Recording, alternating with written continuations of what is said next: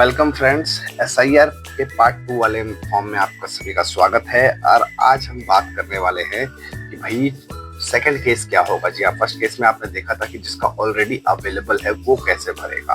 अब उस बंदे का जिसका ऑलरेडी 2002 में अवेलेबल नहीं था, उसका वोटर आई कार्ड नहीं था, लेकिन उसके रिश्तेदार का था। अब उसके रिश्तेदार का जिसका भी था, मान लेते हैं यहाँ पर महिलाओं का भी रोल आ सकता है कि जैसे कि मान के चलिए किसी की वाइफ है, वो अब मतलब अभी 28 साल 30 साल उम्र रही होगी, तो 2002 में स्वाभाविक है कि उनका न डिटेल नहीं होगा। तो उसका कैसे भरना है, तो उसके में आप जो है लेफ्ट हैंड साइड वाले कॉलम जो आपको दिख रहा है उसमें नहीं भरना है, आपको राइट हैंड साइड वाले कॉलम में भरना है। तो राइट हैंड साइड वाले कॉलम में सबसे पहले उस व्यक्ति का विवरण आ जाएगा जो उनसे रिलेटेड पहले मौजूद थे, जिसमें उनके माता पिता हो सकते हैं, और उनकी डिटेल जो है आपने उसमें भर देनी है। तो दोस्तों यहाँ पर जो है हमने उनके पिता की डिटेल जो है भर दी है।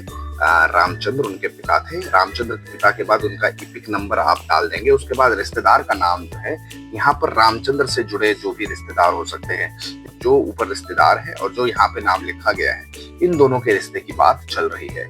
जैसे कि अब रामचंद्र हमने यहाँ पे लिखा है जो कि सुरेंद्र सिंह के पिता हैं। अब रामचंद्र के बाद हमने जो ये जो कॉलम है जिसमें संबंध का नाम, रिश्तेदार का नाम है, वहां पर हमने लिख दिया राम नारायण। देखा, राम नारायण रामचंद्र जी के पिता है, तो अगले कॉलम में वो पिता का संज्ञा वहां पर लेंगे। मैं उनका जो भी जिला रहा होगा, जहां का भी रहा होगा, वो हम पूरी की पूरी डिटेल यहाँ पर भर देंगे। जो भी SIR 2002 में उनका मान के चलिए दूसरे स्टेट में था, दूसरे स्टेट का आप भर सकते हैं। और अगर यहीं पर रहते हैं, अपने स्टेट में रहते हैं, तो अपने स्टेट की भी जानकारी आप यहाँ पर भर सकते हैं। उसके बाद नीचे यथावत उसी तरीके से जिस व्यक्ति का ये फॉर्म है उसी की डिटेल यहाँ पर भरी जाएगी।